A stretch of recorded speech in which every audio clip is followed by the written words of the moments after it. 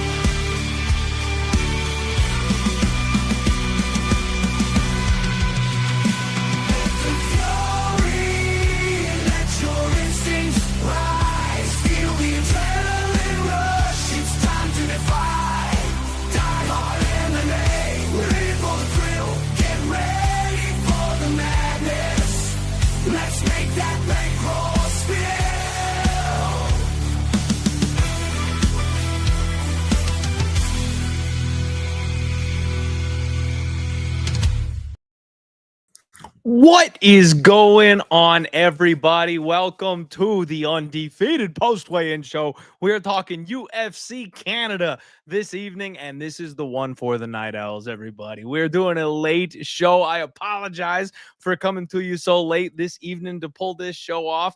The girls wanted a little bit of family time this evening. It's almost Halloween. It's my wife's favorite holiday. We are working our way through the limited number of Halloween movies that are available to us during this holiday season. We currently are on the Transylvania series. So if any of you guys have any kids, family people out there, you know what I'm talking about. The Transylvania series is a classic. It's a good one if you've got little ones in the house, but we're going all the way through the series. We just got done with number 2. We had some pizza, ran and got everybody ice cream. The Utah Mammoth won. I cashed my over 6.5. It's a pretty good night. Can't complain so far. And now I get to sit here and talk fights with you all. Thank you all very much for being here. Let's go ahead and turn on that chat. Make sure you guys can see your comments popping up here on the show. Boa, what's going on? The Carrillo, Cameron Junkin, what is up? Show him Shaun of the Dead. Yeah, my daughter's not quite ready for that one. I love Shaun of the Dead. My daughter is absolutely not ready to hang with that one just yet. Soon, what is going on? How we doing from the shadows? I like that. That makes us feel like assassins here on a Friday night, getting ready to, get some bag tomorrow at these fights. All right, guys, if it's your first time tuning in, what we do on this show is we take all the information we've gained throughout the week. We broke the entire fight card down on Monday. We know how we feel about the majority of these fights, but we need a couple little pieces more of information, right? We talk to the boys. If there's anybody out there, like this week, we shout out our guy, Liam Picks Fights, the Zahabi Whisperer. You need to get information from that guy when they've got a good track record on a fighter. You do your Instagram stalking. You make sure everyone comes in on weight. You see how they size up. You see how they face off. You see who wins the mental battle. And that's how we get to the Undefeated Post-Weigh-In Show. Barry Lang, what is going on? Much love from Scotland, my man. Oh, what is going on? I bet you've tossed a couple cabers in your day. That's my homeland over there. What is going on? Love it. My roots, my family were from Scotland. Love to see you here. Thank you very much. Yeah, H. Gore, Hot Fuzz. I got the autocorrect. We're all good. Hot Fuzz is the other one. Shaun of the Dead and Hot Fuzz are absolute classics. Fantastic movies. Can't wait to show her those for sure. Those are great movies. Maybe a little above her pay grade at this point still. All right, everybody, real quick, got to shout out the sponsor. Of course, these odds are brought to you by cloudbet.com for a very limited time only, you guys. They had a $2,500 welcome rollout bonus for diehard MMA listeners. They have doubled that bad boy. I think it's for this week only, actually. So if you get signed up now using promo code diehardmma, it's actually a $5,000 welcome bonus at the moment. So you guys get rake back, you get cash back as you play through. At the end of the month, you actually get access to the catch vault, which is even more rewards. And there's not just the UFC card tomorrow, there's PFL Africa tomorrow. And if you guys are trying to figure out where you go to watch PFL Africa, Cloudbet has the PFL fights embedded directly into their fight center on the site. They are directly sponsoring of PFL and Karate Combat. Because of that, you can access those right there on the page while you are live betting. So get signed up, use the link in the description below, and let's get into these fights. The first fight of the evening, as you just saw, was UFC newcomer Melissa Crowden. She's taken on Tainara Lisboa, somebody who is just this close to being on the my girl list, right? I don't know why, right? I have no idea why. She's a little too old to be a prospect. She hasn't had a spectacular UFC run so far. In fact, she hasn't done much of anything so far in the UFC. She's coming back off of a knee injury, and I think that's kind of what attracts me to her here, you guys. I really do. I think it's that underdog story, right? She had to learn how to walk again. I'm not kidding. She documents it on her social media and stuff like that, and she's gone from not knowing if she would be able to walk the same ever again to being able to fight in a cage again. And that dog is just something I tend to be attracted to. So I am rooting for Tainara Lisboa. She's a little long in the tooth, even though she's young on experience. She is 34 years old. Melissa Crowden, the local flavor, the Canadian here, getting signed, making her debut. She's got a slight size advantage, as you guys can see here. It's pretty tough, man. I was hoping and expecting that Tainara Lisboa was going to be the larger of the two women here, but she's not. She is not. Melissa Crowden is the larger woman here. 136 pounds for Melissa Crowden, 135 and a half for Tainara Lisboa. And I kind of wanted to be sneaky here. I feel like everybody is on the UFC newcomer. Everyone wants to bet the Canadian in Canada, and I do think that that makes sense. You would think the UFC wants to put Canadians who are going to win their fights on the card, that kind of thing. But I feel like Tainara Lisboa, with the upside here, with UFC caliber experience already, we've seen her do some grappling at this level. It's turned out pretty well for her. But that physicality in women's MMA thing has kind of got me rethinking that just a little bit here. She could get bullied. She is the smaller woman. Man, this one's tough, you guys. This one's really tough. It's probably a stay away. The thing I would probably get a little crazy on maybe is the under. I know that sounds wild, but I do think both these women, this is a really low-level MMA fight, so both them could get knocked out. Both them could get submitted. We could get jitters from Crowden. We could get, maybe Lisboa isn't all the way 100%, so, she doesn't come back all the way here. The thing that I would take a dart on, if I was just going to take a shot here, I kind of like the look of Tainara Lisboa by sub, plus 747 using cloudbet.com. That's the way I would kind of look if you wanted to get a little bit crazy here. Barry, my man, Azamat Smash. We'll get to that one. That one's up next. Thank you again for the donation here, my friend. Really appreciate you. Let's see here. Barry staying up just to tune in. 5 a.m. Barry, what are you doing? What are you, my friend? I love and appreciate you to death. What poor decisions in life have you made that you're staying up till 5 a.m. to talk shit with me here on these UFC fights? I love it. Useless Peasant saying, just tuning in. How do you feel about the big line swings? I don't really know that I've noticed much. I know there's money coming in on Kyle Prepolec. I know Danny Barlow's kind of blown up a little bit. Okay. All right. I guess Bruno took some money. I didn't realize that one had happened until I'm just now taking a look at it. So yeah, there have been a couple of swings. Most of them have been kind of playing tug of war. I feel like there hasn't been a huge move, but you're right. There's 2 or 3 of them that have been. I'm a little disappointed on that Bruno one, and I'll tell you why. We'll get there. But the other ones don't overly surprise me. Cameron saying you and Juice Walker aren't going to talk me into Lisboa again. That's fair, Cameron. That's fair. That is absolutely fair. Just going to watch this one. Probably going to go with, if we bet anything, it's either an under or it's like the Hail Mary on the sub prop. Yeah, Sammy Lisboa looks energetic. And I do feel like I do feel like she is coming back with kind of a mission on her mind here, right? The last time was like get the jitters, shake off the UFC rust. She hasn't been in for a long time. First fight back off the injury. She probably looks more like her actual self in this fight. Can she win? It's a good question. I don't know. And you're right. Crowden does look like she was a little bit uncomfortable on the scales today. But hey, it is her first time under the bright lights. She is a little bit older. She finally gets the UFC call in her own backyard. I can only imagine the stress that's got to go with that kind of stuff. Dan, the man, what is going on? Appreciate you being here. Glad you caught the show live. And Barry saying, always here to tune in with the degenerate gamblers. That is what is up. If you guys could do me a favor, hit the like button, share the show. That's the best thing you could do to help out. And then, of course, click the links in the description below. Next fight up, you guys, we have got Azamat Bekoev. And I'm sorry, my screen went blank on you there. Azamat Bekoev, and he is taking on UC Belgarori. Okay, I rattled this thing right off my tongue this entire week. And because it is after 9 o'clock and I'm over 35 years old, I'm falling apart on a Friday night. We're just going to call him Yousri, okay?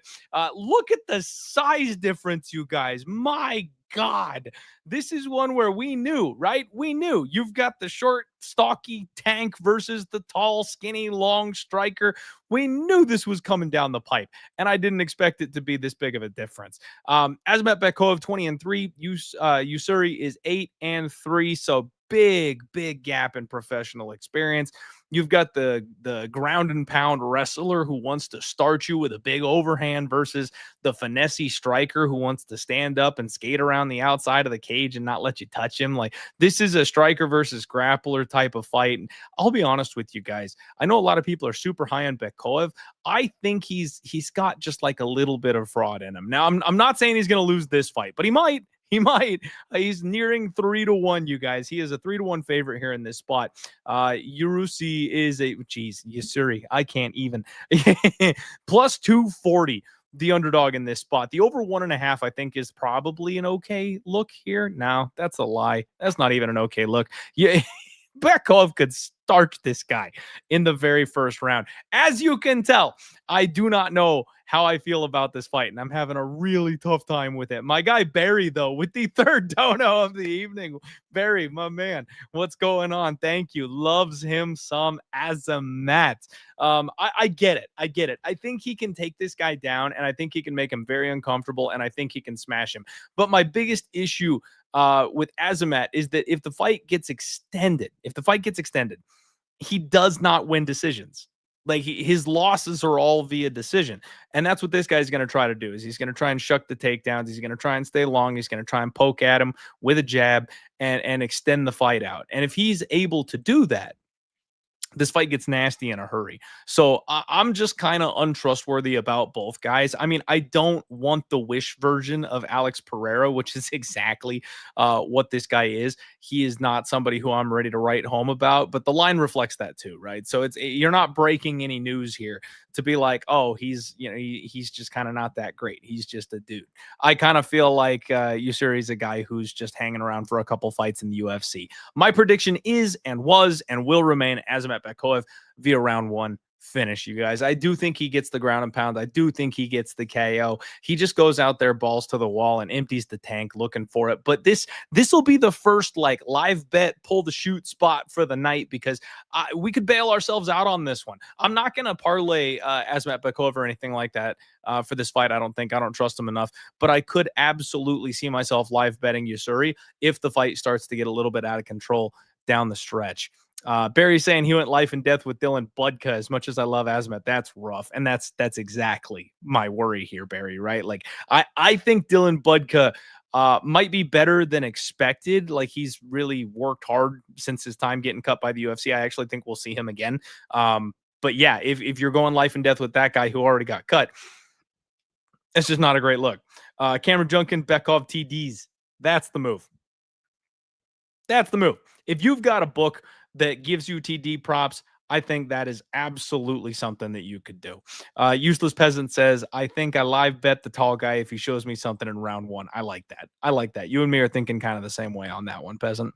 All right, guys, we're back to the ladies. Stephanie Luciano, 116. We've got Ravenna Oliveira at 115.5, and they size up really, really well. This is the one I really wanted to wait and see, you guys. This is the one I mostly had circled for the Undefeated Post Weigh-In show because Ravenna Oliveira is coming off of a injury layoff where she's been gone for 2 years, and she is dropping not one but two weight classes. So I had to see how she sized up here in this spot. We had to see how she looked on the scales and if she was going to even make weight in the first place. No issues, you guys. No issues at all. She looked fantastic on the scales. And as you can see, she sizes up really, really well here. The problem is she's taking on the UFC's new hype train, right? The UFC is totally behind this girl and everybody is sold on her. She has had a really entertaining run so far to get her career started as Stephanie Luciano. I love the way she strikes. She is mean. She is nasty. She wants to hurt people out there. The sprawl and brawl game has gotten really, really good from her as well. So I think this is her fight to lose. I really do. But the biggest thing for me really is the grappling. I think there's a huge, huge difference between these two on the mat. And that's what we're looking at here is another interesting spot where Ravenna Oliveira, the crazy shot, you guys, the crazy shot is Ravenna Oliveira by sub. Like that's the way you look at this fight. If you're taking any kind of a shot, somebody so I can't remember the name. I apologize, but one of you guys commented on the YouTube video and said Ravenna by KO. I don't know how you come to that conclusion. I have no idea how you get to that conclusion. Like maybe if you think like a positional TKO or something like that, okay, maybe, but she can't strike with this girl. She just simply cannot. And then she is a slick grappler. We're talking leg locks and heel hooks and, you know, rolling from bottom and stuff like if she's going to win this fight, it's going to be by sub, you guys. And getting 11-1 using cloudbet.com for that sub prop, that would be the dart that I would throw. That would be the one that I would get a little crazy with, but I don't see her winning this fight really any other way because I don't think she can take a prolonged 15-minute beating from Luciano. I really don't. And if they're standing for 15 minutes, that's exactly what's going to happen. Barry, my guy, saying these are donations for Pinto last week. That's okay. That's what's up. That's what's up. Cameron likes Oliveira by decision at plus 450. See, she's got to be able to regularly hit takedowns, and we just haven't seen it. You know, for me, I have not seen the wrestling upside from her. We would really need to see that wrestling, and I don't know that she's got it to be able to do it over the course of a 15-minute fight. Now, if she gets top position, you guys know I kind of raved about her top position game. From what little we have seen of it, she looks spectacular with her shoulder pressure and her control once she gets on top of somebody. So I can completely get behind the thought process that she can get some top time here. It's getting the fight to the mat. Really, that is the issue here for me.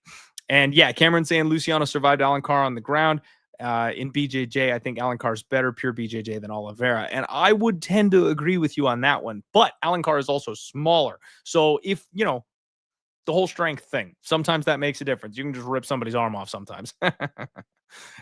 Joseph, what is going on? He says, my name is Willie and I like Mackenzie Dern's butt. Well, I mean, Willie, maybe you're, you know, in the bottom 1% on that one, but I don't think you're alone in the other half of your quest there, my friend.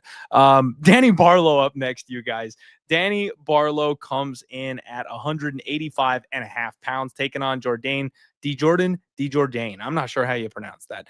Jordan-Santos, 185.5 on the dot for both these guys. As you can see, they size up pretty well, except we've got one of the weird things going here on this one, you guys. So we talked a little bit about Danny Barlow. I was going to say my guy, but he's not really my guy.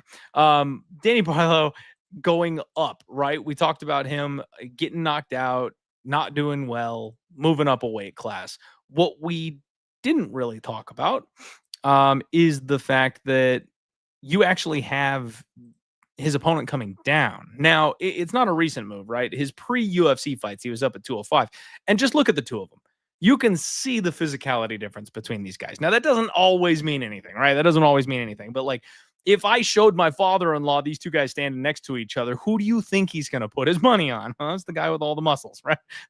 It's just a natural look, right? This is a weird one because I don't know that either of these guys are particularly skilled. And that worries me. You're saying neither of these guys are all that great, but one of them is minus 300. Like, I don't know, man. Danny Barlow, left hand to God. I do think that is simply the move. I think that's probably what happens. I think he lands that left hand over and over and over. And we saw Santos get busted up in his last fight and nearly get finished in his last fight against the guy in Ozzy Diaz, who is just not that good. Bigger, yes, bigger, but not good. He walked straight forward and kept throwing the same combo over and over and over again and basically used his face to block punches. And that's not going to work. If you keep getting tagged by that left hand, eventually you're going down. So I kind of like Danny Barlow by knockout here, you guys. You're getting slight plus money on it, plus 171 on Cloudbet. So that's the way that I would look on this one. I would not want to waste another leg. This is one of those ones where it's sketchy enough that I wouldn't want to parlay Danny Barlow. I wouldn't want him to ruin my other leg. You know, if he doesn't end up winning, and I waste a good leg on a speculative one, you know what I mean? That's not what I want to do in this spot. So if you're going to do anything, KO. Useless Peasant likes the 2-3 KO at 4-1, which I don't mind that actually, because moving up a weight class, there's a very real chance that his power doesn't translate quite as well as you would expect it to. He probably doesn't hit as hard up a weight class. Now, it probably improves his own durability. It probably improves his cardio. He might be a little bit faster up a weight class, but it may not improve his power, right? So if he does have to wail on him a couple times before getting that finish, that's a better number. I don't know that the KO is coming in round one. I kind of like that look, Useless Peasant. I kind of like that look. Barry says Silent D should be his nickname, though. Oh, I like it. I like it. All right. Top funny clip says, Clint, we need a round 3 KO sneak attack from Barlow. How's he going to sneak attack? And like run behind the ref? like, like I don't know how he's going to sneak it. You should see him coming in round 3, man. If you've been, not going to lie, if you've been locked in the cage with this man and he's throwing one single punch for 10 straight minutes, you should see him coming. I got a real hard time seeing the sneak attack happening. All right, guys. Next up, we have got, oh, geez, I did it again. Oh, my Lord, my sweet. I can't handle it. All right. We've got Bruno Silva, 125.5, taking on Hyung-Sung Park, 126. And there's a decent size difference here. My God. Like, we always know that Bruno, they call the man Bulldog. He does have little man syndrome, right? He is a little bulldog. He's a little on the short side, and he is mean, and he makes up for it with effort. He really does. He will fight for your dollar. And I think we had a question earlier about the line movements here. I think that's why all the money is coming in here on Bruno Silva. And I'm a little upset, you guys, because he is way down from where he was before. Plus 195 is what you can get using cloudbet.com, but he is under there elsewhere. Like other books that I'm not going to mention, for instance, I'm seeing plus 180s and plus 185s. Like, so you can get an extra 10 cents there on Bruno going to cloudbet.com.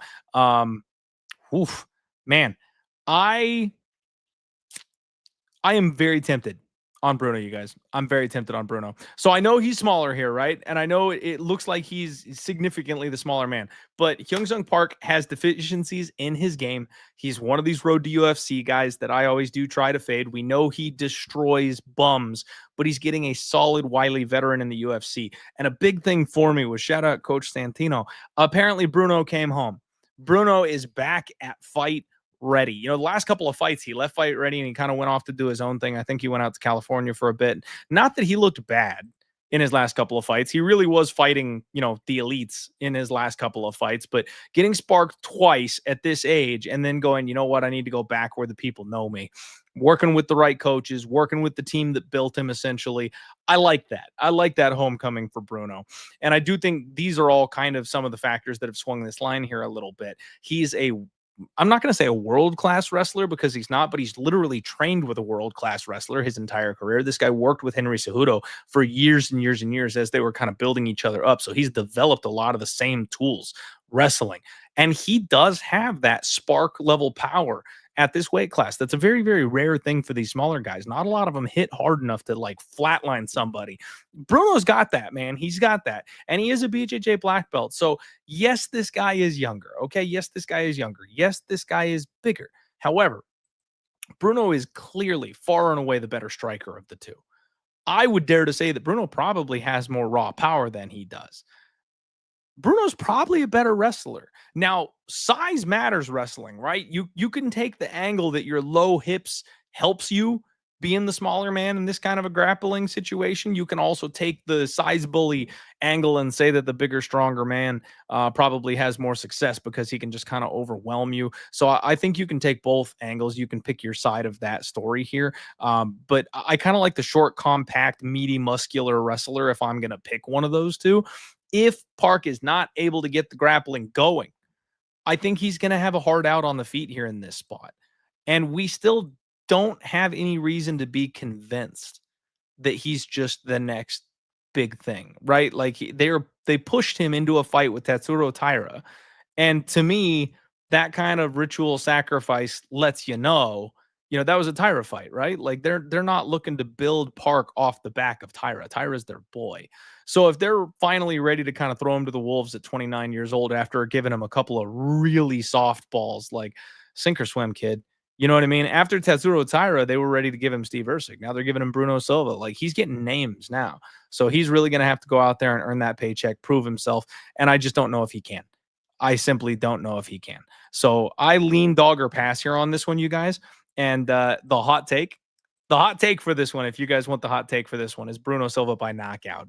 Plus 820 using cloudbet.com. Plus 820. I think we get into a wrestling match.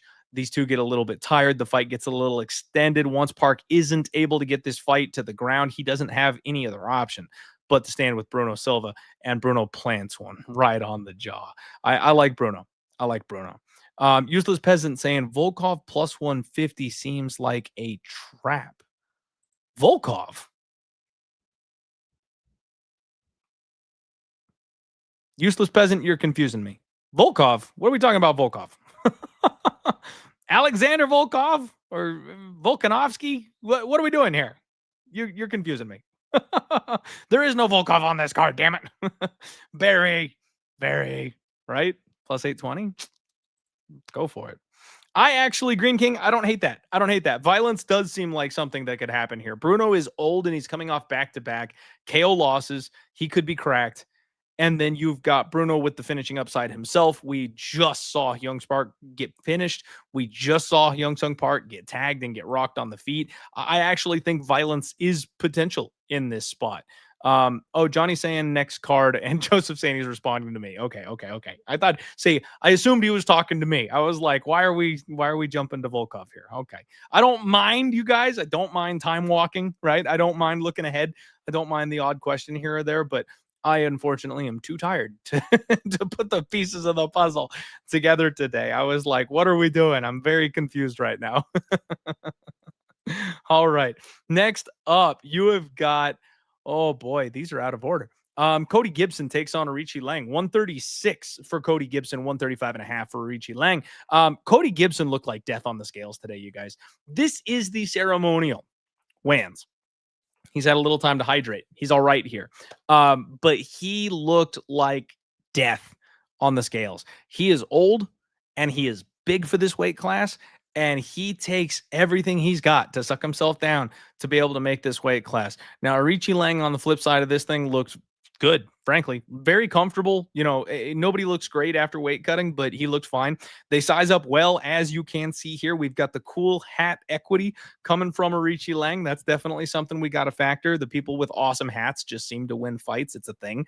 You know what? I need to talk to Uncle Weezy. We need to start tracking that. We need to legitimately track the people with just awesome, unique, ceremonial hats on and see what the record looks like, because I would bet you they're probably overall they've got the winning record, right? The Russians are going to swing that. The Russians and the Georgians are going to carry that number a decent bit, but even on the undercard, I need to know, like, these guys that come in here with the awesome hat, they just win fights. I think Arichi Lang is live in this spot, you guys. I really do. I talked about this on Monday, and I am very, very, very tempted to actually go ahead and take a poke here on Arichi Lang. It's funny. The history that I have with a couple of these fighters is my big time I took a shot with Arichi Lang. The one time that I was like, you know what?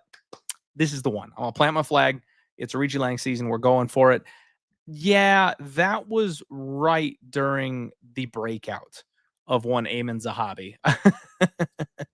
I took Arichi Lang and I was like, man, they're going to have like a volume striking match back and forth. Arichi Lang puts up way more volume. And I think Arichi Lang hits a little bit harder, and Arichi Lang is tough and durable. He's never been knocked out. He's not going to get knocked out by Eamon Zahabi because Zahabi doesn't knock any. Yeah, Zahabi knocked him out clean cold that night. It was like the literal one thing that I was banking on not happening is exactly what happened. I think it's time to go back to Arichi Lang. He's plus 158, you guys. Plus 158 for Arichi Lang in this spot. Cody Gibson is an old-ass American wrestler. He is just killing himself to cut this weight and get down a weight class. He gasses out in every fight, so if he doesn't take your back and choke you out early, he ends up slowing down over the course of the fight. He's just so big. He's super old. It's wearing on him. It really is. And as he gets extended, he's a little bit more helpless. Now, I don't know that Arichi Lang is a guy who's going to be able to knock anybody in the UFC out. I think it's Arichi Lang by decision. He showed flashes of power before he got to the UFC. He just hasn't really done anything with it in the UFC. And he's fought like a mid-tier level of competition. This is exactly the perfect kind of opponent where I'm like, if Arichi Lang's going to get somebody, this is the guy. This is the guy who he would get legitimately. This would be the guy that he would be able to beat in the UFC, a dude that's got some experience, a guy who's been, 50-50 in the UFC for a while, a guy that's on his way out, a guy that's a little bit older. That's what I'm looking at here. So I think Arichi Lang is a dog, and he will come in here to fight. He will get taken down in round one. This might be a better live spot. This might be a better live spot now that I'm thinking about it, because he probably gets taken down in round one. He is not the best counter wrestler, and he will get taken down early. That's what Gibson wants to do, is take you down, take your back. But if he's able to survive the submission game and then turn the tables round two, round three, I think it's a 29-28 for Arichi Lang. I like the decision. Look, maybe you sprinkle the round three if Cody is just completely gassed in this spot, but I would really lean more towards the decision. You're going to expect Arichi Lang to want to go ahead and get out there and get that win. The round three prop, just to mention it, is plus 1630. So, if you want your long shot, that's the number that you're looking at there. Let's see. Cody Gibson, let's go. If he comes out like he did against Damon, I think he gets it done. Lang is a good dog, but Cody has all the grappling upside. And yeah, Barry, first and foremost, thank you. You're an absolute legend, my man, with all these donos tonight. You're the freaking man. But I do agree with you that he's got the grappling upside. I'm just not sure it's going to last for the full 15 minutes. Because that's the thing with Cody Gibson, is he really is only beating these small guys that he can bully around the cage.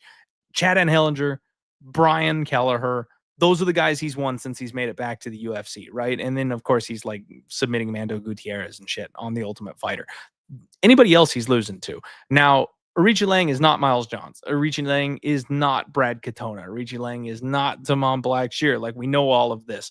But Cody Gibson is 38 years old, and Arichi Lang is much younger. He's a bigger guy. He's not going to be super easy to control on the ground. He'll make you work. He'll put up volume on the feet. I don't know, man. This one, I respect both sides of this one. I really do. This is not something that I'm like smash and grab, like we're just going to run off into the shadows with this one, right? But I don't mind a small dog poke here on Arichi Lang. And like I said, the prediction is decision. That's the way I'm kind of leaning here, and we'll see what happens. We'll see what happens. I'm not sure if I'm going to go with it or not. I'm going to put my final card together first thing tomorrow morning, and we'll just kind of go from there. I'm in on 2 spots this week, you guys. I've already got 2 bets on this card. We'll get to those. I'll mention those. And, then we will go from there. We will go from there. Let's see here. Yeah, JB, what's going on, buddy? Welcome to the chat. Welcome to the chat.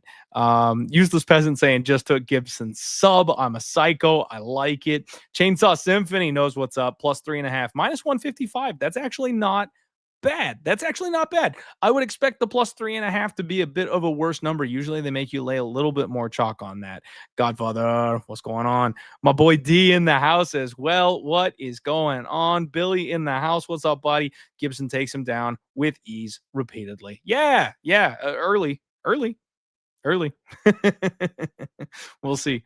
We'll see. Oh God, Cody Gibson by sneak attack submission. These round 3 sneak attacks, man. I don't know what we're doing. Round 3 sneak attacks. Everybody by sneak attack. All right, moving right along, everybody. Oh, we have got the chin himself. Drew Dober makes his glorious return. And I'm scared for him. He's taking on Kyle Prepolec. This one's weird, you guys. This one's really weird. So Drew Dober is one of these guys where it takes absolutely everything out of him to make weight. He is shredded. He is 0% body fat. You can see every single vein and muscle in his body. It's absolutely insane. I don't know how he keeps doing it to himself, but he's everybody's favorite brawler, and he's back, and he's almost minus 400 at this point. Now, some money has come in here on the Canadian Kyle Prepolec. As you can see, Kyle is just a little bit bigger. I mean, just barely. Like, look at the shoulders. He's just slightly larger than Drew Dober. It's not enough to write home about. It really isn't. I've seen a lot of people picking Kyle Prepolec to win this fight. And the word on the street is that Drew Dober's just toast, just dunzo, right? You look at the last run that he has been on, and I can understand why you would think that. I mean, this guy has a career built on his durability and not getting put out and going to war over and over and over again. Matt Frevola knocks him out in 2023. He has a big time back and forth with Ricky Glenn that lasts 1 round. He's got a big 3-round fight with Renato Moicano where there's lots of damage. And then he gets back-to-back knockout losses against Gene Silva and Manuel Torres. I heard some people talking about the Gene Silva one where it's like, oh, and he's a guy coming from a smaller weight class, moving up. And guys, it's Gene fucking Silva. Like, I don't doubt that guy's power at any weight class. So that one's not a bad loss to me. And Manuel Torres, that guy wins by round 1 KO or nothing. Like that's all Manuel Torres does. And he's huge. He's fucking huge. So the last 2 knockouts is like Drew just doing Drew things. And the Gene Silva one was a cut. It like he got gashed up and they had to like step. His face was a bloody mess. If you remember, they had to stop that one. It wasn't like a clean, dig the dirt out and put him 6 feet under and bury him type of situation. It wasn't like that.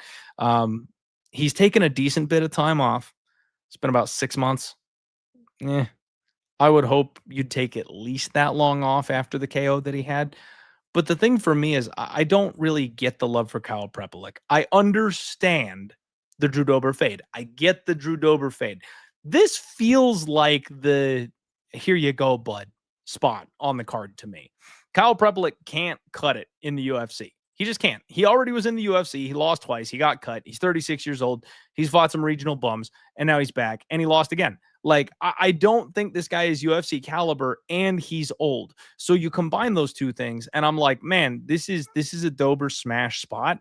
And I know Dober is coming off of 3 straight losses, but this is a levels fight, in my opinion. Yeah, maybe Kyle Prepolec has better durability than Dober does at this point, but I still think Dober's got the better offense. And I know Dober is the better technical fighter of the 2.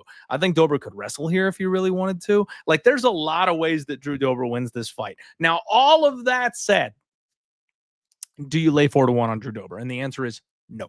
No, you don't. That's where we get to the betting side of things, you guys.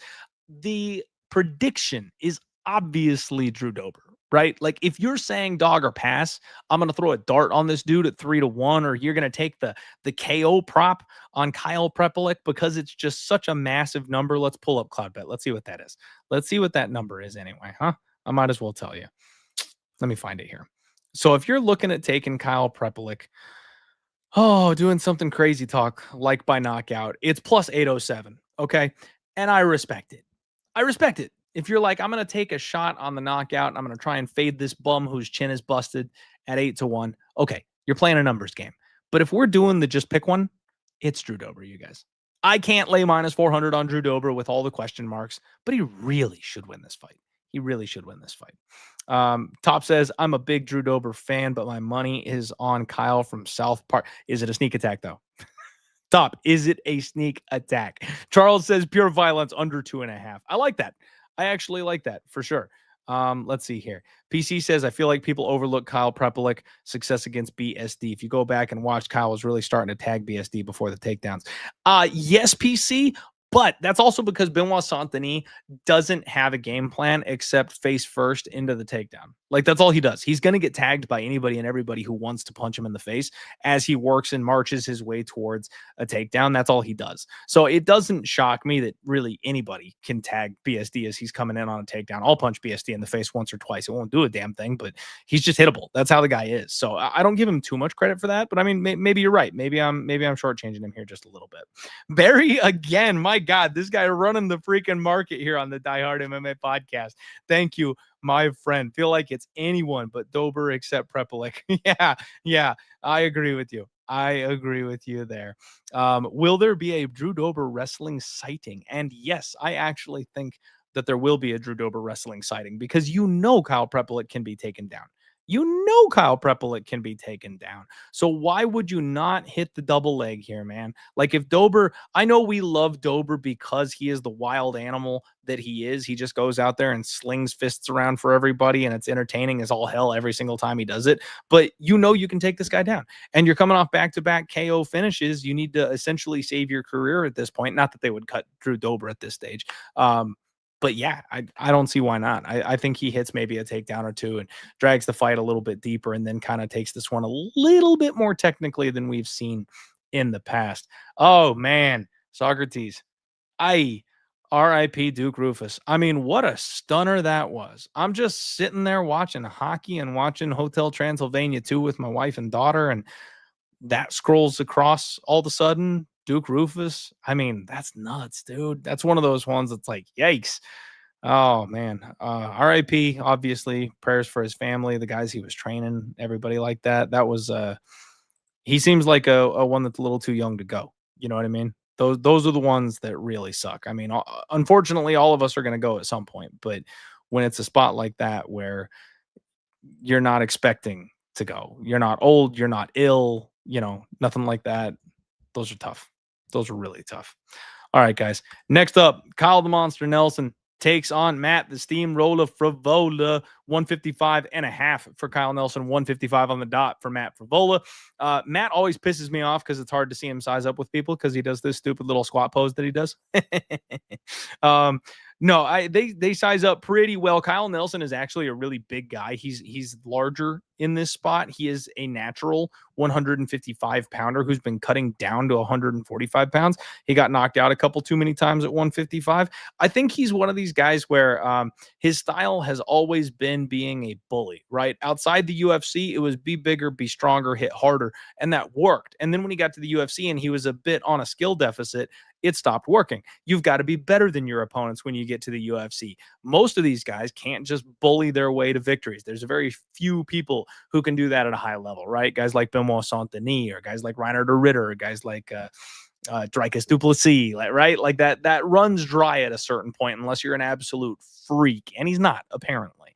So he's moving back up to 155. He's taking a fight in his backyard, and I gotta look at Matt Frevola here, you guys. This is like close to a pick'em. You got minus 115 on Matt Frevola, so it's ever so slightly hedged to the Frevola side of things. And I just think Frevola's got him one pipped everywhere except where it matters most. The durability side of things. I do think that Kyle Nelson is probably slightly more durable than Matt Frevola, but Frevola is faster. Frevola hits harder. Frevola's a better wrestler. Frevola's a better grappler.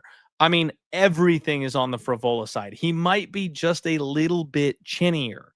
That's about it. So if he gets tagged early, then that's a problem. But if he avoids getting hit with something big early on in this fight, I really think he can just kind of maul this dude for 15 minutes. And frankly, I don't know how much longer Kyle Nelson's going to be around. It's one of those ones where I'm like, you got a long stretch. You missed weight. You're coming off a bad loss. Now you're up a weight class in your backyard. Like those are the kinds of signs that you look at that you're like, could he be? You know what I mean? It's a tough one. PC Kyle Nelson by KO. And you know what? The problem is I can't argue it. Like, I think the money line side of this thing is Matt Frevola. But I don't hate the knockout prop with Kyle Nelson because we've seen Matt Frevola get chinned a couple of times already recently. That's always been my knock on him, is that he was chinny and he doesn't wrestle enough. Like if he would protect his chin and wrestle more often, he would just win fights. but he goes out there and wants to be exciting and entertaining. And I understand that and I appreciate that, but it opens him up and he's gotten clipped a lot lately because of it. I think this is a fight that's Matt Frevola's to lose, you guys. I really do. I really do. I'm very tempted to add Matt Frevola to my card. I'm trying to not flip coins, though. You guys know this. I'm trying to protect my cash, my income a little bit more, and not flip so many stupid freaking coins. If I've got value on something, if I like a number on something, then I will hit it. But I'm trying to get away from flipping all these little 50-50s where there really is no edge. I'm trying to decide if there's an edge on this one. There might be. There legitimately might be a little bit of an edge on this one where, you've got a naturally larger man or, a guy that couldn't make a weight class down anyway. The naturally more skilled man coming off a knockout that everybody saw. Maybe there's a little bit of value there. Maybe so. All right. Moving right along. Charles Jourdain, and he takes on Davy Grant. 135.5 for Charles Jourdain, 136 for old man Davy Grant. And as you can see here in this photo, Charles Jourdain, first off, looked incredible. Davy Grant always looks a little bit rough on the scale, but he's a professional as well. They don't, they size up okay, but obviously Jourdain is the larger human being of the two, and you can see that pretty clearly. Charles Jourdain is starting to move up. He is becoming a larger favorite as we speak. This one gave me a little bit of a heart attack because right after I locked in, this was my first bet of the week, by the way. I got minus 166 using cloudbet.com. He was around the minus 170 point out there, and then that number ticked down. I know a lot of people love Davy Grant this week. It seems like everybody's on Davy Grant this week, and that number kind of bumped down a little bit, and I went, because as soon as the line moves against me right after you jump in, that's never a good feeling. It's never a good feeling. But the market kind of corrected and went back the other direction, and that makes me feel just a little bit better because my whole timeline is just full of people hammering Davy Grant. Here's the thing, you guys. Here's the thing. I gotta bring you in here, and I gotta switch caps for this one. So Davy Grant, I've been the Davy Grant guy. I've been singing the Davy Grant song for years now, right? His last 4 fights in a row, I've been the guy going, hey, we need to take Davy Grant. Plus money on Davy Grant, right? Like I've been telling you guys that nonstop. He's underappreciated. This man is exceptionally skilled. He's very tough.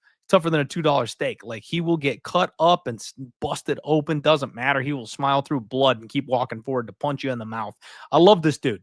But he is limited to some extent in his skill set. And he's been fighting a relatively rough level of competition the last couple of years. He also is 40 years old. And we're starting to see the cracks. We're starting to see the chips in the durability. Let me just go over this with you here real quick, you guys. If you missed my rant on Monday, I'm going to kind of repeat it here for you.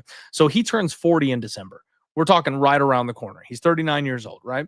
He's already been submitted 4 times over the course of his career. His last 5 fights, he got a win over Luis Smolka in 2022. That's right. 3 years ago, we're talking about his last 5 fights. He got the insane comeback over Rafael Assunção, the triangle choke in round 3, a fight that he was losing at that point in 2023.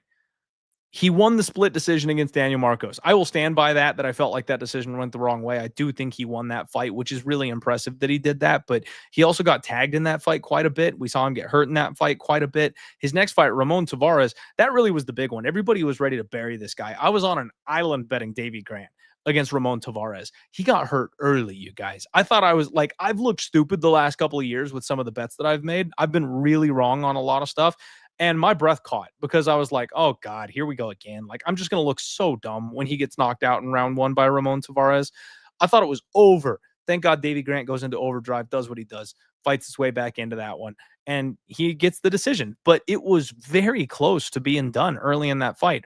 Guys, Damon Blackshear can't strike. We all love Damon Blackshear. He's a super exciting grappler. He's a fun young fighter. He's very fast. He's very explosive, but he can't strike. So Davy Grant beating that guy up for 15 minutes, that one looks really good on his resume. It looks really good on his resume, but that's the poor skill set of Damon Blackshear. He was able to expose that in that fight, right? He's getting a younger, taller, larger, faster, harder hitter. Like Charles Jourdain is just Davy Grant, but younger. You guys, he really is. And outside of Damon Blackshear, He doesn't have a good win really in that run. He was losing the Assunção fight. He found a way to win. God love him. He beat Ramon Tavares, who's a guy I don't think is even UFC level. And Luis Smolka couldn't cut it in 2022. Now Luis Smolka hasn't been in the UFC for several years. So, I mean, it's rough, man. It's rough times out there. I think this is the spot where everyone's kind of getting suckered into Davey Grant being the badass that he is. And he is. He is a badass. He will go out there and fight for your money. He will go out there and make this a good, honest effort and a good, honest fight. But at the end of the day, I think he is too slow. He is too old. His durability's chipped away a little bit, and he's being brought in here in the backyard in Canada to make this kid look good. I like Charles Jourdain, you guys. I like him inside the distance, and shout out my boy Barry Long with another dono, my freaking man. You know what? It's funny. I kind of like the KO, but I think you just play the inside the distance. It's like plus 225 for him inside the distance. I think he finishes. I already laid the money line on this one. I'm tempted to double down and put a unit on the inside the distance and see what happens there. I might just use the inside the distance in like my Hail Mary parlay here for this week. I think the KO plus 484 by knockout, because I think the durability is waning, is really the big thing. Now, the issue that I have with that is Charles Jourdain snatches subs. The club and sub is always a thing that he does. And if you leave your neck out there, he will take it. And that's been the one thing that Davey Grant has struggled with. He's been sub 4 times already over the course of his career. So the sub is like right there. This one kind of feels like last week where it was the sharps versus squares on the TKO versus the sub prop on the new girl making her UFC debut, right? I was square. I cashed the sub prop. Should the KO prop have cashed? Probably if the ref stepped in and stopped it, but he didn't.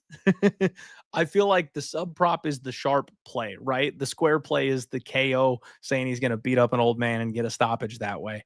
I kind of think it's the square way again, you guys. I kind of think it's the KO. I kind of feel like he comes out here and runs his way through Davey Grant. But if Davey makes a mistake, if Davey tries to relieve the pressure and shoot a takedown, he'll snatch the neck. That's just what Jourdain does.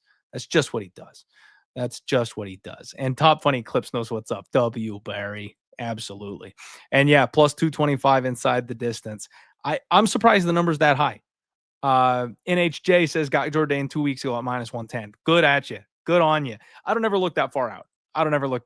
I'm because I got to do the research in the show and stuff like that. I'm always week to week. People who take this shit far more seriously and are trying to legitimately make money and stuff like that here on this one, they are the ones betting multiple weeks out. And unless something just like punches me in the face with how obvious it is, I don't usually get that far out. JB asking Jourdain flying knee. I actually think it's like an elbow.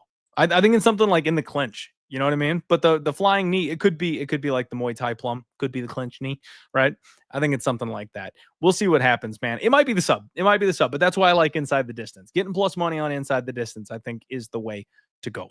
All right, guys. Next up, you have got women's MMA. And when I say women's MMA action at its finest, I do mean at its finest.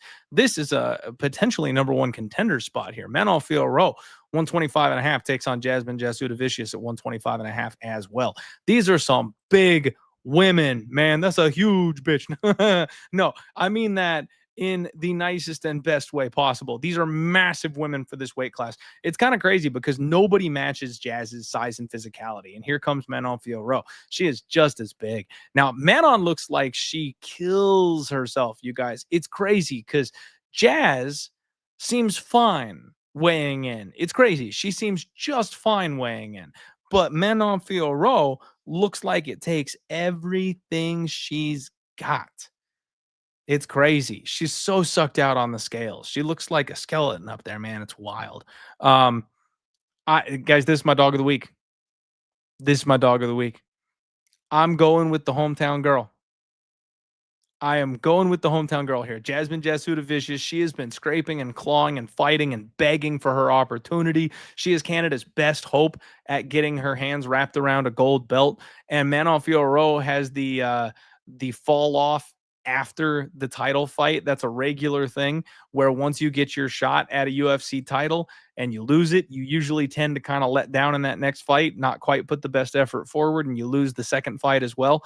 I think that she's going to get bullied in this spot. I think Jazz is going to be able to pin her up against the fence. I think Jazz will be able to work her to the ground. And, when she's able to do that over and over, I do think that'll get in Manon Fiorot's head. That was something Valentina had success with, and Jazz is a much larger human being. I mean, look at them standing side by side. You can see the striker versus the grappler, right? Like, Jazz is just built thickly in her upper back and her chest. I think she'll be able to bully Manon Fiorot physically the way other people probably haven't. Now, one thing that worries me is the footwork in the big cage of Manon Fiorot. If she's able to stick and move and jab and keep moving around and running, that is the way to win this fight, right? Like, that is the way to squeeze out a decision where it's very obvious who won, and it's very dull and it's very boring for all of us. I hope that Jazz is able to cut the cage off. That's really going to be what this comes down to. Jazz is going to have to go full Benoit Saint-Denis here. She's going to have to take some shots, and she's going to have to get in there in the clinch and then be able to drag this fight to the mat. And yeah, that's the deal, you guys. Mr. Wipeout, I mean, hey, she was my dog shot first, buddy. Don't know what to tell you. I bet on her earlier in the week. She was my dog of the week since Monday. I was ready to go in this spot, man. This number has been kind of floating around, playing a little bit of tug of war here. There was a little bit of love for Jazz moving one way, and then it does seem like the market's corrected and gone back the other direction. I got plus 198, I want to say. You can get plus 207 on Cloudbet now. So a little bit of money has come in on Manon Fiorot. I will recognize it is a big step up. It is a big step up in competition for Jazz in this spot. It really is. It's a big step up in competition for her, and it all comes down to whether or not she's able to get the grappling going. I pray for my sake that she is. Those are my two spots on this card, you guys. I like Charles Jourdain, and I like Jasmine Jasudavicius. I think Jazz has come a long way in the UFC, you guys. I really think she's made some serious improvements, and it just strikes me as kind of a my time fighter. You know what I mean? She has done everything right to get to this spot, and she's put all of her chips in the middle, and I like that. Burn the boats. Let's go, Jazz. Let's go, Jazz. All right. Next fight up, you have got Marlon Chito Vera returning, taking on Aiemann Zahabi, and both guys came in. Oh, no, sorry about that. Marlon Vera came in at 136. Zahabi came in at 135. They size up really well, you guys. They size up really, really well. It's funny. I was super excited to get on Aiemann Zahabi in this spot. And as you guys know, Liam is my boy. Liam is the Zahabi whisperer, and I hang on every single word he says. I have tailed Liam the last 2-3 times on Aiemann Zahabi, very confused, not understanding why I'm putting money on these fighters the way that I am. And it's worked. It's worked out. And I was hesitant in this fight because I'm like, do I just blindly go with Zahabi again? And one thing, I did listen to Liam's breakdown for this one. Shout out Liam and Wiz. Love those guys talking fights together. They're a good duo. He said he's made his money on Aiemann Zahabi at plus money. There's no reason to lay minus 125 now. And I'm just like, that man has a self-control that I do not. When I am rolling with one of my boys, when I've made money on somebody and I'm like, I'm free rolling, I'm up, we hit all the pluses. We'll talk about Reiner de Ritter here in a little bit, right? He's one of mine. That's where it's like, those are my people printing cash. And I have a real hard time getting off them. I have a really hard time not going back to the well because it's hard to justify. You're like, I've bet you 3-4 times in a row to get here, and it's a pick 'em. It's minus 125. We're in Canada. Like, why would I not go again? And Liam has got the stones, the testicular fortitude to say, no, I bagged my money. I'm good. This isn't the right number. Props, man. Props. This fight's tough. This fight's really tough, you guys. So Chito's whole thing back in the day is he would start really, really, really slow. And then he would hurt you and he would beat you up. And as you start to kind of crumble and slow down, he takes over the fight. That's always how it's been. His whole thing, his calling card was like running miles and miles and miles. He just never gets tired. He doesn't go as fast as a guy like Merab does, but he's got the same kind of cardio, right? He's got the same kind of gas tank. He just does not get tired. 25-minute fights are perfect for Chito Vera. So he's lost a couple of 15-minute fights. He's lost a couple of 3-rounders because he lets it get too close.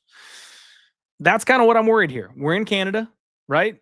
we're in this man's backyard. And if you give away a round and then we got to argue over who won round 2, that's what we're going to do to decide who wins this fight. The Canadian probably gets the nod.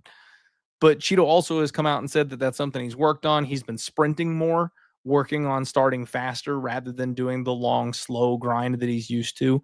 And that's something that he feels is going to help him start faster in the fight. I mean, guys, frankly, we're at a spot where I've bet on Cheeto quite a bit. Cheeto was one of my guys back when he actually used to submit people before he fell in love with his knees and his elbows. Cheeto was one of my guys. I was cashing sub tickets on him way back in the day. And now we get here and we've seen him kind of get too high in the rankings and be a little overvalued. And I've lost a couple times on him. Amin Zahabi's a guy I've made some money on at the behest of someone else. I've questioned it every single step of the way because Zahabi is not a guy that I've been high on. I told you earlier in the show, I bet Richie Lang against this guy, right? I've never been high on Amin Zahabi. And so now we hit this crash here where I'm like, oh God, Marlon Vera at plus money. He's in enemy territory. He's supposedly rejuvenated and refreshed coming off a long layoff. Do I want him? I kind of lean towards a close, greasy decision, you guys. I lean towards Cheeto doing what he does, and I lean towards Zahabi doing what he does. We're going to get Zahabi trying to stay safe. We're going to get Zahabi landing straight shots, a nice jab, staying on the outside. We're going to get Cheeto coming forward. And I think it's all going to come down to round 2. Split decision. I can feel it in my bones. Split decision. Let's see here. Amin to win by split is plus 450. And Marlon Vera to win by split is plus 900. Those are, believe it or not, like those are the shots I would take on this fight. If you've got an edge on this one, you guys bet the shit out of it. If you've got an edge on it, you go for it. I'm a little too confused. I'm tied up in knots because, like I said, I completely handed the reins over to another person when it comes to Amin Zahabi. I've been wrong. I've been so wrong about Amin Zahabi, and yet he's made me money in his last couple of fights. So I'm like, you know what? I'm not seeing that guy clearly. I'm just going to leave it alone.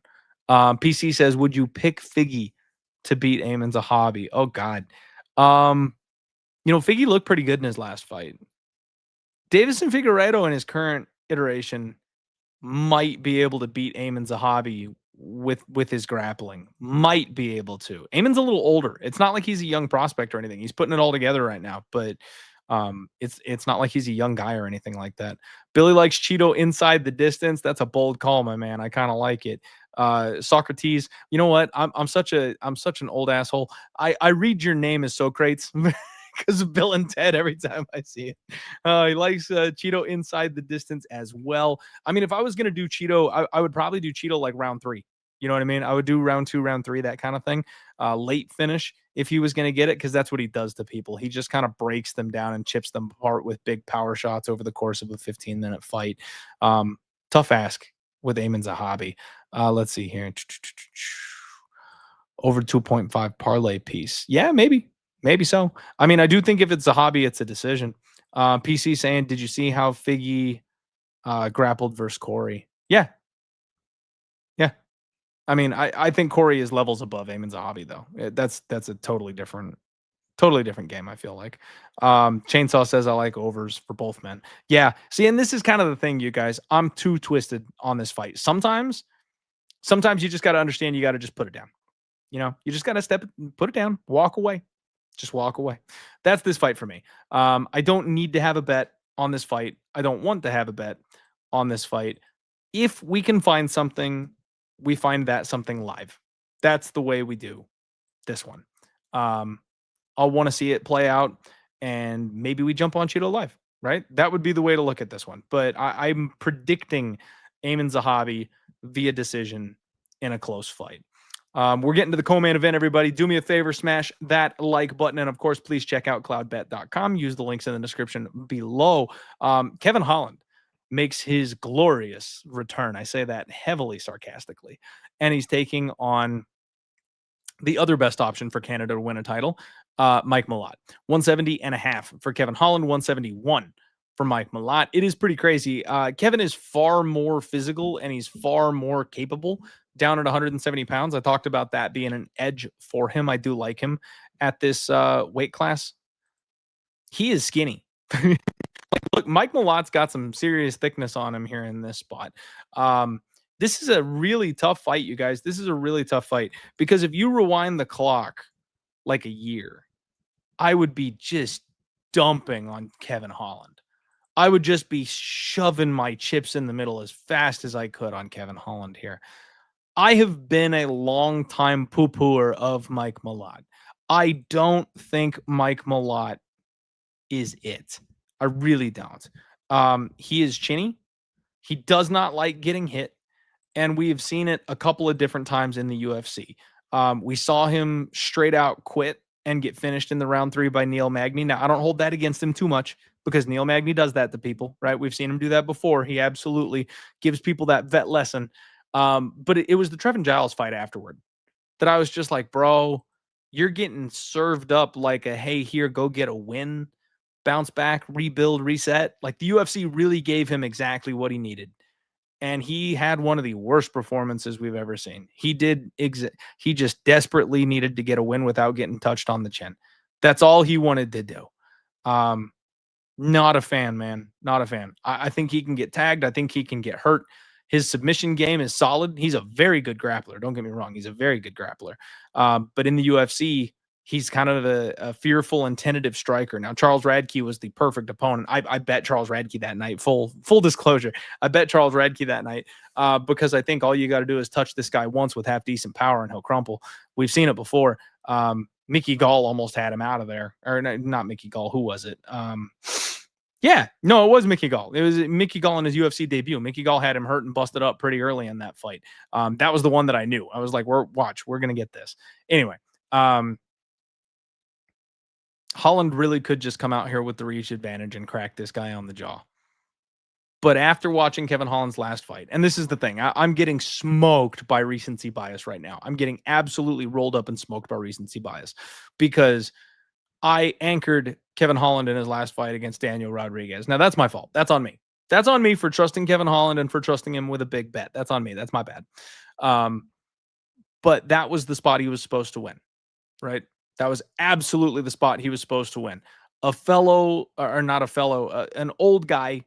older guy who slows down, an older guy who doesn't hit that hard, a fellow volume puncher. And D-Rod had Holland flopping all over the cage. D-Rod dropped him bad in round 1, man. D-Rod dropped him bad. And that's where I went, oh, shit. Like Kevin Holland's historic durability, his ability to just go out there and burn it down against anybody he feels like brawling with, it ain't there anymore. His chin is a problem right now. And he just tied the UFC record for the most fights in one calendar year. So he's turning around quickly again, going into enemy territory and doing this again. I really do feel like the UFC is going, hey, Kevin, thanks, buddy. Appreciate you. Now go into enemy territory one more time. You know what I mean? Like they're willing to have a guy like this on the roster and pay him well to go out there and put on fun fights, and that's all he's doing.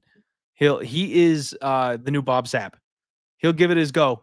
He'll give it a go for 5-6 minutes. And if he's not winning the fight after 5-6 minutes, or if he's going to get finished, it is what it is. He doesn't care. So, I have to lean with Mike Malott, you guys. And Fender, I am so sorry. I apologize. My prediction, actually, I do think it's Mike Malott by knockout, you guys. Mike Malott by KO using CloudBet is plus 561. You're getting a good number. And after what I saw in his last fight, if D-Rod is dropping you and making you see stars and look for the lights, Mike Malott will ice you. I think there's a difference in power between these two guys. I really do. Mike Malott can out-hustle and out-wrestle this man. We've seen he's already got those wrestling deficiencies. That's been a problem that's plagued him his entire career. So we know that's something that he can let down on. I just worry he touches him. I do believe that on their best day, and again, like I said a year ago, Kevin Holland takes the kitchen sink. Kevin Holland has no problem eating the punches coming his way from Mike Malott. But in 2025, in October of 2025, I don't know that Kevin Holland can take the punches coming his way. So if he's not able to eat the shots tomorrow that he could have eaten a year ago, I do think it's going to be Canada season. And I think Mike Malott will get the win, and I think he'll get the win by KO. I really do. So getting a big juicy plus number, flipping on Kevin Holland here, fading him at a good number. I'm not going money line on this one, you guys. This is a lot like the Matt Frevola fight, where I don't really want to flip this coin. I can see avenues to victory for Kevin Holland, and because I can make so many arguments for Kevin winning this fight, I can't bet against him at a -110. I can't, bet against him without getting a better number. That's tough for me. So I just gotta maybe play a prop. I like violence. I am very much considering betting an under in this fight because I could see both guys finishing spectacularly. And because of the Neil Magny fight, I don't know that Mike Malott's going to be able to sit on his chest for a full 15 minutes. I think he might get too tired and he might get caught with something if they're grappling, especially in a 15-minute fight. So I kind of like fight doesn't go the distance. Yeah, Ryan says Kevin Holland should win the fight, which is why he's going to lose. Exactly. Exactly. And there you go, Fenders. Yeah, I brought it all the way back around, man. I brought it back around. Chainsaw can see it with the ground and pound. Yep, I got it. Let's see, man. Billy likes Holland by Gilly. And I could see that. I could see that too. Holland's long ass lanky arms, man, especially if we get that exhausted round 3 situation again. After all the grappling, I could see Mike Malott slowing down again the deeper this fight goes. Yeah, Cameron, both guys live by KO and sub. It's not something you see all the time, but they both have durability issues too. So it's not like it's not like most of the fights where you've got like, oh, this guy's probably not going to get finished though. Like, no, both these guys can get let down for sure. All right, you guys, main event time. Let's talk about it. We've got Reiner D. Ritter. And he's in a number 1 contenders fight here with Brendan Allen filling in on short notice. My God, Reiner de Ritter looks rough on the scales this morning. He had a really tough time. He is such a big freaking dude. It takes really legitimately everything he's got to get down to this weight class. But he uses it like a weapon once he gets in the cage, man. There's not many people who can out physical and out bully some of these guys at 185. And that's what Reiner de Ritter does. He just melts people. He just gets in there and works them. He legitimately is another Dricus du Plessis type. He makes you work to the point that you can't keep working anymore. And then he hits you with those knees to the gut. And I love his game. I just love his game. And he is world class on the ground, you guys. World class. He is so legitimately insanely good on the ground. I love Reiner de Ritter. And this is that spot that we were talking about earlier, right? Like I've been riding Reiner de Ritter the whole time since he made it to the UFC. He's been plus money over and over and over and over again. They're like, this guy sucks. This guy's no good. Plus money. This guy sucks. He's no good. Plus money. Win. Like he just keeps winning. He just keeps doing the damn thing. Well, now you got to lay 2-1. Now you got to lay 2-1. And this is where a lot of people, maybe sharper gamblers than me, where the rubber meets the road. And they're like, you know what? This is where I peace out, right? Eggetto Cito, cuz we're done with this one. Too Fast, Too Furious. Anybody? No? Okay. I got to watch that again. Best line in the whole movie. Anyway, I think this is still Reiner de Ritter season.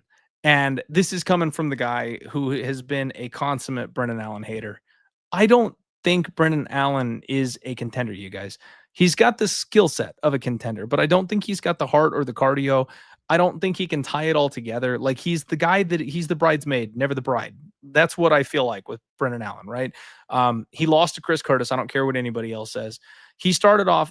One thing I hear a lot of people talking about in this fight is the grappling, the wrestling of Brendan Allen. He's a very good grappler. He's a very strong wrestler. And they're like, he'll be the one. He'll be the one who can out wrestle Reiner de Ritter. Will he though? Like he took down Nasruddin Imavov in the first round and then packed up shop and was done after that because he couldn't keep that up for 25 minutes. Why would he be able to do that on short notice against this guy who's bigger? I don't think he can. Early, Brendan Allen may have success. Early, he might be able to take down Reiner de Ritter. Sure. But in round 2, in round 3, in round 4, I don't think he'll be able to anymore. And we saw Chris Curtis headhunting this boy. Like Chris Curtis, a natural 170 pounder, already knocked this man out and was hunting him in the 5th round of their main event spot. That split decision went the wrong way. I don't care what anybody says. But if you've got Chris Curtis hunting you with body shots, imagine this man with the knees to the body hunting you. Like, it's just not even the same thing. It's just not even the same thing. I think the physicality is going to be too much. I think the more prepared man is going to be too much. I think Reiner de Ritter is a level above Brendan Allen in his best area, which is the grappling. Reiner de Ritter's got a world-class pedigree, and he is better than Brendan Allen is on the ground. I think in damn near all facets. Like I will say that Brendan Allen probably has a slight wrestling advantage, but again, that wrestling advantage runs dry as soon as you're not able to continue using it. And I don't believe he'll be able to wrestle for 3 or 4 rounds of a 5-round fight. Love RDR. Love RDR. And I know the number is not as good as it was in his last couple of fights, but frankly, you guys, I think it's justifiable. I think it makes sense. Inside the distance, you get plus money on. I think it's like plus 110 for Reiner de Ritter inside the distance. I like the round 3, 4, and 5 props. I like the inside the distance prop. I don't mind him in a 2-leg parlay because somehow Brendan Allen could survive to a decision. I don't see it, but he could, theoretically. Let's see. Tasteful Thickness says, why would RDR win against someone who cracks? RDR has been chinned basically all fights in the UFC. This fight is 50-50. RDR is a slop boy. A slop boy? That's a new one. I haven't heard that phrase before. See, RDR falls in the Benoit Saint-Denis and the Dricus Duplessis category for me, man. He's extremely skilled on the ground. He might be a little wild on the feet. But when was the last time Brendan Allen iced somebody on the feet? When was the last time that happened? Right? He submitted Muniz, who's just been cut. He submitted Bruno Silva, who's just been cut. He submitted Paul Craig, who's just been cut. He submitted Jotko, who's losing in the PFL. He submitted Sam Alvey, who's fighting in karate combat. He's never knocked anybody out. Right? He went life and death with Chris Curtis 2 fights in a row and lost both of them. And yeah, Muniz submitted Jacare. That's fine, but Jacare was 42. Like that was not it's a resume name, but you can't say that was the Jacare. And it was a jiu-jitsu guy against a jiu-jitsu guy. That holds absolutely zero bearing over the conversation we're currently having. So yes, it was a great win by Muniz. Muniz is not a contender, obviously, in this weight class. Brendan Allen beating a guy who beat a guy that have both been cut doesn't do anything for me. I respect everybody. I'm not going to try and talk you off of anything. Take your shot. I respect it. Absolutely. But I have been riding the RDR train to this point, and I've got every reason in the world, in my opinion, to keep going. I don't see the value in Brendan Allen, a guy who gets tired in fights he's fully prepared for on short notice. It makes no sense to me because he's not going to finish RDR in the first. I mean, if Brendan Allen was going to come out and tie RDR into a pretzel and sub him in the first round, then sure, maybe, you've probably got some value there as a dog. I don't think he's capable of doing that. RDR is the better grappler. RDR is the better striker. He's the bigger, more physical man. So I don't see how Brendan Allen finishes him early. And if he doesn't finish him early, he's not going to finish him. So yeah, it's RDR for me. RDR for me. Good luck. Tasteful Thickness. Good luck. We're gambling, baby. We don't always agree. We're never always going to agree. I respect it. Good luck on your bet. Guys, that is the Undefeated Post Weigh-In Show. Thank you all so much for being with me here tonight. Thank you very specifically to my boy Barry Long, who was here the entire night in the chat, handing donations like they were candy, buying me bottles of Fireball. That's my boy. Thank you, Barry. Appreciate the hell out of you. Appreciate the rest of you as well. Over 500 of you live hanging out with me on this stream here in the middle of the night before these fights tomorrow. So appreciate you guys. Please, on your way out, hit that like button. Don't forget, click the links in the description below. Get signed up. That 5K welcome bonus at Cloudbet, that is over, I believe, in just a matter of days. So if you guys want to take advantage of that, now is the time. They doubled the $2,500 bonus to $5K. And don't forget, tomorrow, PFL Africa.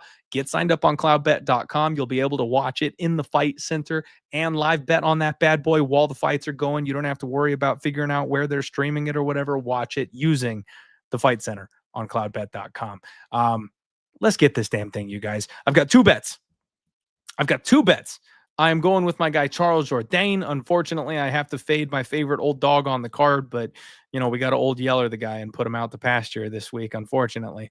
And then my dog of the week is Jasudavicius, and hopefully she can claim her shot.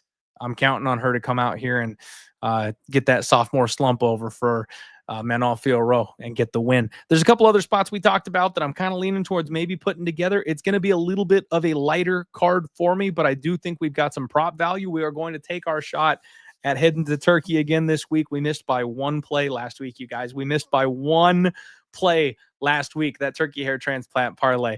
Your boy desperately needs it. That thing's coming around. We're going to hit it one of these days. Appreciate you all one more time. Love you guys to death. We'll see you tomorrow. I'll post up my card first thing in the morning. Have a great evening, you guys. Let's roll.